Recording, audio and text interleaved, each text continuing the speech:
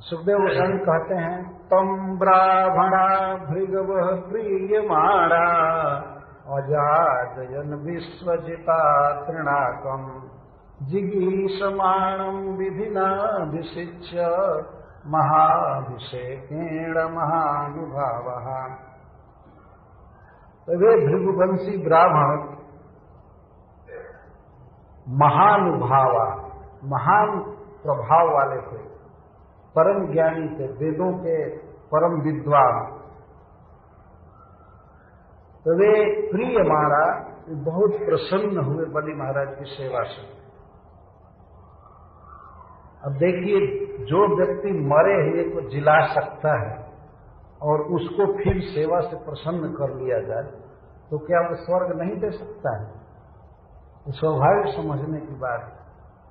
बलि महाराज ने जब सेवा किया अपने गुरु की और गुरु के परिवार ब्राह्मणों की, भृगुवंशी ब्राह्मण, जिसके प्रवर्तक भृगु महाराज के चरण के आघात को भी भगवान छाती पर सहे, उस वंश के वे लोग थे।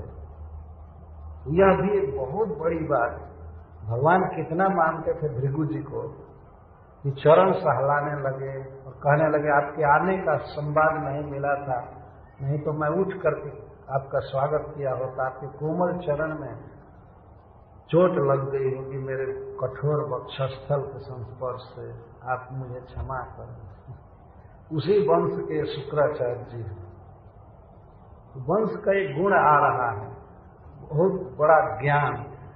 गीता में भगवान ने कहा है, कबीना मुशना कवि, मैं विद्वानों में शुक्राचार्य हूं। उसका अर्थ एक शुक्राचार्य के समान विद्वान कोई नहीं। ये भगवान की विभूति। और वे प्रसन्न हो गए सेवा से। वो प्रसन्न हो गए तो बलि महाराज से उन्होंने कहा कि बेटा, मैं तुम्हारी सेवा से पूर्ण प्रसन्न हूं और तुम अपने मन की इच्छा व्यक्त करो, तुम क्या चाहते हैं। तो जिगीषमाणम तृणाकम, तृणाक का अर्थ है स्वर्ग। बलि महाराज ने कहा कि गुरुदेव, मैं स्वर्ग जीतना चाहता हूं। जिन देवताओं ने मेरा वध किया था, मैं उनका पद हथियाना चाहता हूं, लेना चाहता हूं। तो बहुत कठिन बात थी, लेकिन शुक्राचार्य जी भृगुवंशी ब्राह्मण थे, उनमें प्रताप था। तो विधि ना, वेद की विधि से महाराज का अभिषेक किए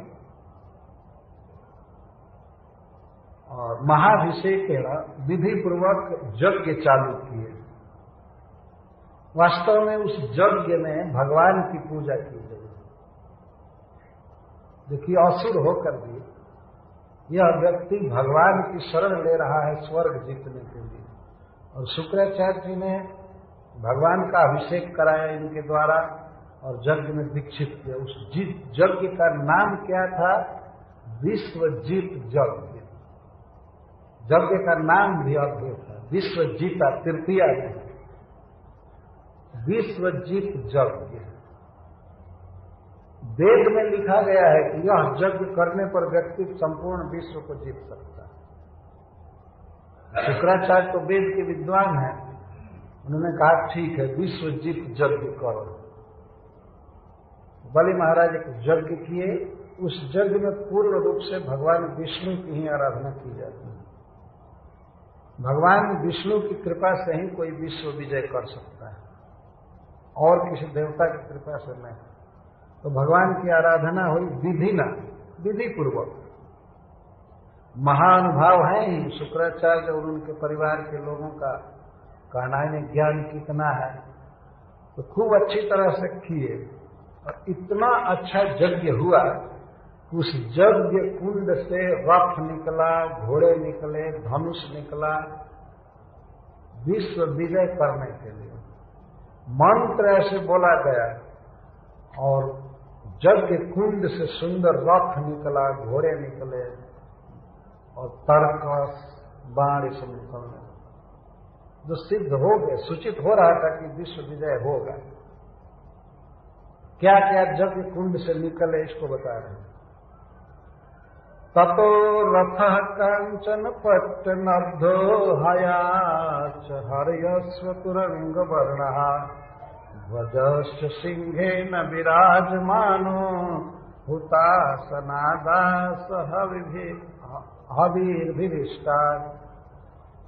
ततः जब यज्ञ पूरा होने को था, आहुति दी जा रही थी अभी, तो कांचन पट्ट नद्ध, सोने के चादर से मढ़ा हुआ, ये सोने से मढ़ा हुआ एक दिव्य रथ निकला। यह अद्भुत बात है, लेकिन वेदों में सब शक्ति है, मंत्रों में। सोने का रथ निकला है यज्ञ कुंड से, और तूणव अरिक्त कवचम च दिव्यम। अरिक्त तूण, तूण का अर्थ है तरकस। आप लोगों ने देखा होगा चित्र में, भगवान श्री राम तरकस रखे हैं पीछे, या अर्जुन ऐसे बाण निकालते हैं, धनुष पर रखते हैं, मारते हैं। तो दो तरकस आए अक्षय, उनमें से कितना भी बाण निकाला जाएगा वो बाण खाली नहीं होते, ऐसा अग्निदेव ने दिया। या ये कहिए कि भगवान विष्णु प्रसन्न होकर के दिए, भगवान स्वयं दे। एक तरफ तो बलि महाराज को स्वर्ग पर विजय दिए और दूसरे तरफ जाकर भीख मांगकर फिर सब ले लिए। ये भगवान की लीला है। तो तूणव अरिक्तव, भरा पड़ा तर्क, बाण से भरा हुआ तर्कस जो कभी क्षय नहीं होने वाला था, और कवचम च दिव्यम, और छाती पर एक कवच शील्ड बांधा जाता है, तो कवच निकला। शत्रु के आघात से बचने के लिए वक्षस्थल पर कवच पहना जाता था, सोने का कवच पहनते थे पहले के लिए। ये तीन चीजें पहले निकली, और इसके बाद पितामहस्तस्य ददौच माला। जब ये सब निकलने लगे तो तस्य पितामह, बलि महाराज के पितामह प्रहलाद महाराज एक वैजयंती माला पहनाए जो विजय को सूचित करने वाले। उन्होंने आशीर्वाद दिया कि तुम जीत लो स्वर्ग। एक बार एक भक्त ने प्रश्न किया था कि प्रहलाद महाराज भी पूरा पारिवारिक भावना में आ गए। होता है भाई, जब पारिवारिक झगड़ा होता है तो एक परिवार के लोग दूसरे के विरोधी होते हैं, तो केवल इसी कारण से विरोधी होंगे कि मैं इस परिवार का हूं बस, और कोई बैर हो या न हो। दैत्य में और देवताओं में कलह चलता ही है, और प्रहलाद महाराज दैत्य हैं, और उनका पौत्र आज विश्व विजय करने जा रहा है, तो वे भगवान पर चढ़ाई गई माला दिए, जिसके पुष्प कभी कुम्हलाते नहीं थे। अम्लान पुष्पम, अम्लान पुष्पम। इधर तो संसार में हम लोग माला बनाते हैं, एक दो दिन में मुरझा जाते हैं पुष्प, लेकिन प्रहलाद महाराज ने जो माला दिया उसके फूल कभी मुरझाने वाले नहीं, और वह माला विजय को सूचित करने वाली थी। प्रहलाद महाराज ने आशीर्वाद दिया, और जलजम च शुक्र, और श्रीपाद शुक्राचार्य ने जलज दिया, शंख दिया। इसके बाद फिर निकला अग्निकुंड से धनुष दिव्यम पुरटोपनद्धम, धनुष निकला यज्ञ कुंड से जो सोने से मढ़ा गया था। और ऊपर में भूल गया कहना कि घोड़े निकले, ध्वज निकला, और धनुष कहने में मैं कुछ इधर उधर हो गया है। पहले निकला रथ, घोड़े और ध्वज। घोड़े जितने थे सब हरे वर्ण के थे, ग्रीन के। इंद्र के घोड़े का जो रंग है वही रंग था। भगवान इंद्र के चारों घोड़े हरे रंग के हैं। भगवान श्री कृष्ण जब सारथी बने थे अर्जुन के रथ में, तो चारों घोड़े उज्ज्वल चंद्रमा के समान थे। ततः श्वेतई हय जुक्ते महती स्यंदने स्थित।